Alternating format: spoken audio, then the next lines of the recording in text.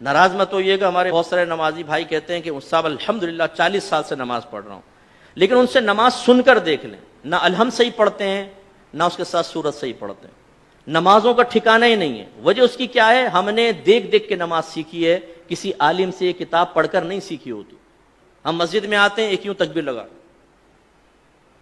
کہتے ہیں یہ بھی کوئی طریقہ ہوگا، ایک یہ بھی کوئی طریقہ ہوگا، ایک آئی یہ بھی ایک طریقہ۔ ہمارے بچے پریشان ہوتے ہیں کہ کیا، بعض بزرگ وضو کر رہے ہوتے ہیں، ہاتھ دھویا پھر یہ وہ بچہ کہتا ہے یہ بھی کچھ ہے، ہاتھ دھونے کے بعد کرنا ہوگا۔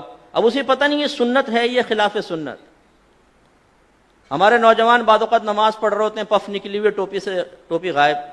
اب ٹوپی سے نماز پڑھنا مستحب ہے، اس کا انکار نہیں ہے، اور ہم ادب بھی اس کو کہتے ہیں، لیکن بغیر ٹوپی کے نماز پڑھنا نہ گناہ ہے نہ کوئی مکروہ تحریمی، زیادہ سے زیادہ آپ کہہ سکتے ہیں مکروہ تنزیہی، جو گناہ نہیں ہے نظر شرع میں لیکن اچھا بھی نہیں ہے۔ یوں اب ہمارے کئی لوگوں کو دیکھا وہ نماز پڑھ رہا ہے، ٹوپی لی اس کے سر پہ، اور پھر جمائیں گے اس کو تھوڑا سا نا تاکہ اچھی طرح وہ اپنی جگہ بنا لے، لیکن اس کے بال بھی ایسے آوارہ گرد اور ایسے دشمن ہوتے ہیں، بولتے ہیں خبردار جو ٹوپی ٹکی سر پہ، وہ رکوع میں جاتا ہے ٹوپی پہلے سجدے میں۔ یہاں تک میں نے دیکھا ہے نوجوان سجدے میں گیا تو اس کو سجدے میں اس کے وہ جیسے نٹ کس رہے ہیں اس کے سر کے اوپر۔ ارے بھائی اس کو ٹوپی پہننا کوئی لازم نہیں تھا، آپ کا یہ اس کو اس طرح تنگ نہ کرنا واجب تھا، آپ نے کیا، آپ گناہگار ہوئے۔ سرکار نے تو نمازی کے آگے سے ایک قدم بڑھنا منع فرمایا، آپ پوری تباہ زمائی کر رہے ہیں اس کے سر کے اوپر ٹوپی لگانے کے سلسلے میں۔ ایسی بیٹا آنکھیں بند کر کے نماز نہیں پڑھتے ہیں، آنکھیں کھول کر پڑھتے ہیں۔ حالانکہ فقہ نے واضح لکھا ہے کہ اگر آنکھیں بند کر کے خشوع و خضوع زیادہ ہوتا ہے تو مستحب ہے کہ آنکھیں بند کر کے نماز پڑھیں، اور اگر آنکھیں کھول کر نماز پڑھنے سے خشوع و خضوع آتا ہے، دنیاوی خیالات سے نجات پاتے ہیں، تو آنکھیں کھول کر پڑھنا مستحب ہے۔ سمجھانا کیا چاہ رہا ہوں، دین سیکھا نہیں ہوتا ہم نے، سنی سنائی بات یا مسجد میں آ کے وہی آبزرویشن کے ذریعے جو ہم نے سیکھا ہوتا ہے اسے دوسروں پر مسلط کر رہے ہوتے ہیں۔ بچہ بیٹھا ہوا ہے، پاؤں ہلا رہا ہے، بیٹا ایسے پاؤں نہیں ہلاتے، نحوست ہوتی، وہ بچہ رک جاتا ہے۔ اب بھائی کہاں سے نحوست ہوتی ہے بتائیے، پاؤں ہلانا کہاں سے نحوست ہے؟ یہ تو کوئی نحوست نہیں ہے، شریعت نے تو کوئی منع نہیں کیا۔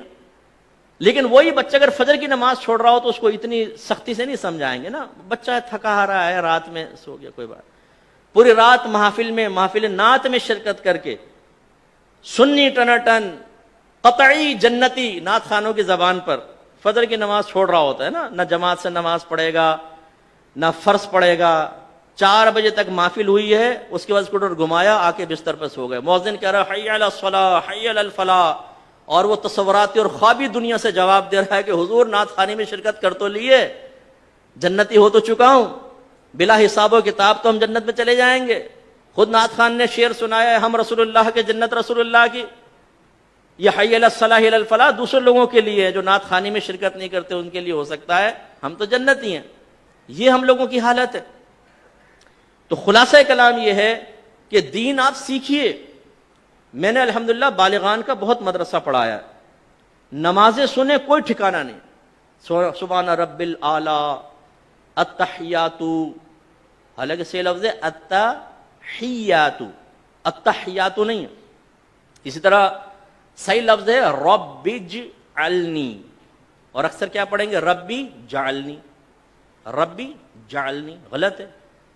یہ اصل میں اجعل صیغہ امر کا، ربی کو با کو جیم سے ملائیں گے حمزہ وصلی گر جائے گا، رب اجعلنی، رب اجعلنی، لیکن ربی جعلنی۔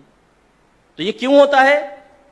آپ میں سے بہت سن ہو سکتا ہے کتاب دیکھ کر بھی سیکھا ہو، لیکن آج سے 35 سال پہلے 40 سال پہلے، اب وہ بیچ میں جو غلطی آئی وہ پختہ ہوتی چلی گئی، بتائیے نہیں۔ اس لیے ناراض مت ہوئیے گا، آپ میرے بزرگ ہیں، میرے بڑے ہیں، جو بزرگ بیٹھے ہوئے جو ہم عمر ہیں اور جو چھوٹے ہیں وہ بچے ہیں، لیکن ایک دفعہ اپنی نماز کسی قاری صاحب کو سنا دیں۔